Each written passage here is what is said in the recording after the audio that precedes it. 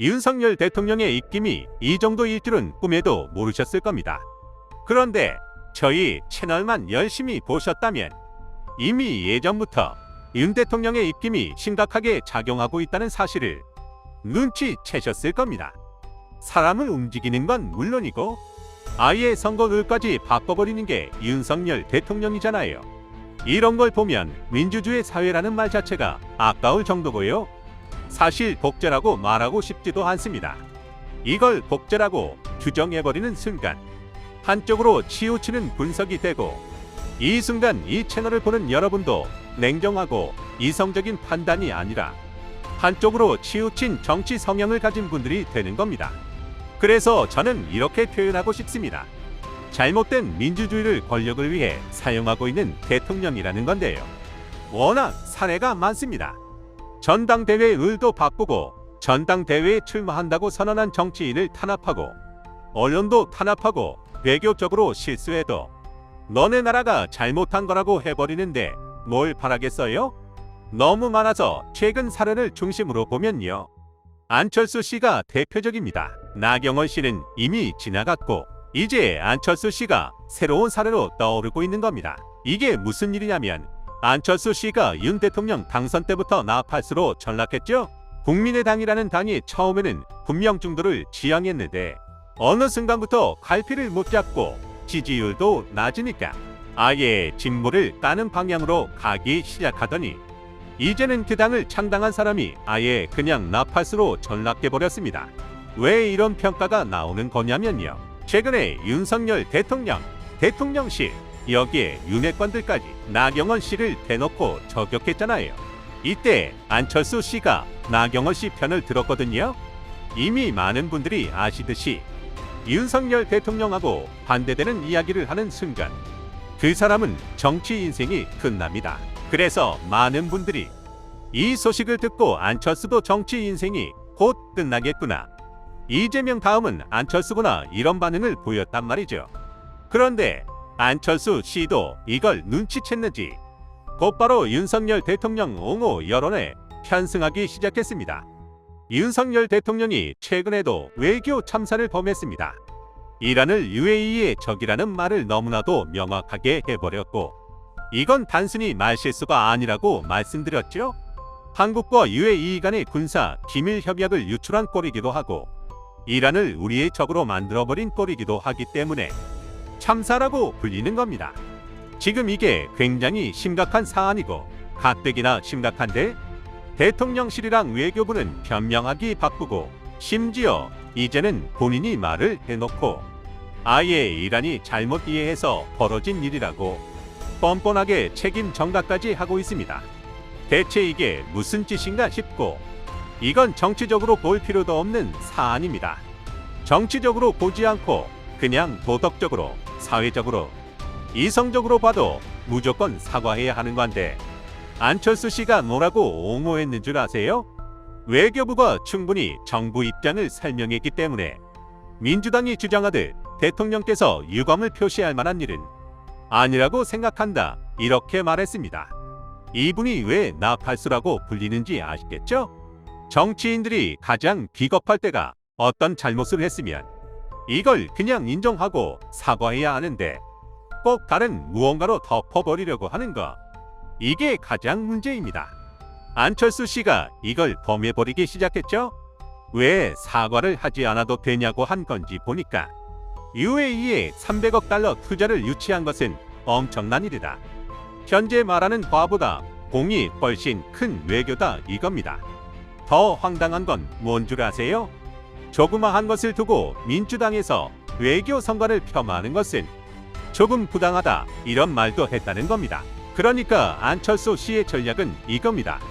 윤석열 대통령이 한 건 잘한 거고 이걸 문제 삼는 너네가 잘못됐다, 이거죠. 얼마나 교활한 말인가요? 국가적 이미지를 훼손시켜 놓고 이걸 다시 끌어올릴 생각은 못할 망정 변명이나 늘어놓는 게 그냥 좀 심하게 말하면 제정신인가 싶습니다. 지금 그런데 윤석열 대통령도 긴장을 해야 합니다. 지금 윤석열 대통령 때문에 화가 나뉘고 반연이냐 친윤이냐 나뉘고 있는 와중에 반윤 쪽으로 가 있는 정치인이 나경원, 유승민 이런 사람들이거든요. 우리가 정치적 성향하고 상관없이 인정해야 할 건 인정해야 하는 게 있습니다. 나경원, 유승민 정치적 영향력이 분명히 있는 사람들이라는 거죠. 여당 쪽에서는 가장 유력한 인물들이고요. 이 사람들을 윤석열 대통령 입맛에 안 맞다는 이유로 중요한 이슈에서 배제시킨다? 윤석열 대통령이 아니라 우리나라 보수가 무너질 거래요? 지금 보수 쪽의 가장 큰 문제는 뭔가요? 박근혜 정권 때부터 이어져 온 극보수 이미지죠.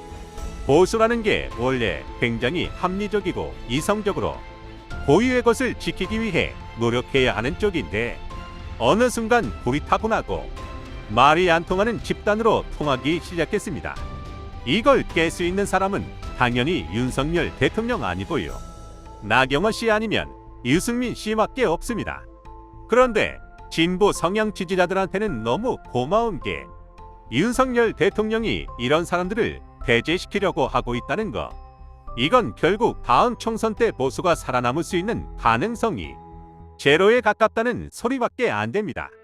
문제는 여당에만 있는 게 아닙니다. 이재명 대표가 이걸 기회로 만들려고 하고 있습니다. 왜냐면 검찰도 아주 큰 실수를 하고 있는 게 하나 있죠.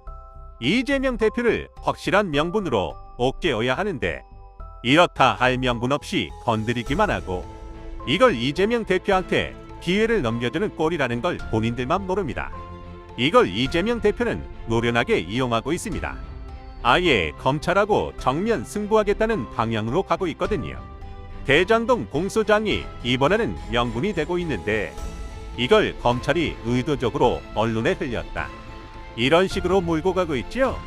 이게 근데 억지로 몰고 가고 있는 게 아니라는 게 중요합니다. 김만배 씨의 공소장이 너무 갑자기 언론에 보도됐고 뭔가 보도가 들으면 소스가 있어야 하거든요. 이 소스를 대체 누가 뿌렸냐 이거죠. 검찰밖에 없고 검찰이 아니라면 검찰은 이걸 중대한 기밀 유출로 봐야 하는 게 정상 아닌가요? 대장동 일당에 대한 공소장을 언론에 흘리지 않는 이상 이걸 언론이 쓸 수 있는 명분이 아예 없는데 그럼 대체 누가 이 내용을 제공했냐 이거죠. 지금 이재명 대표를 다시 소환하겠다고 통보했습니다. 이재명 대표는 아예 자진 출석하겠다고 밝혔고요.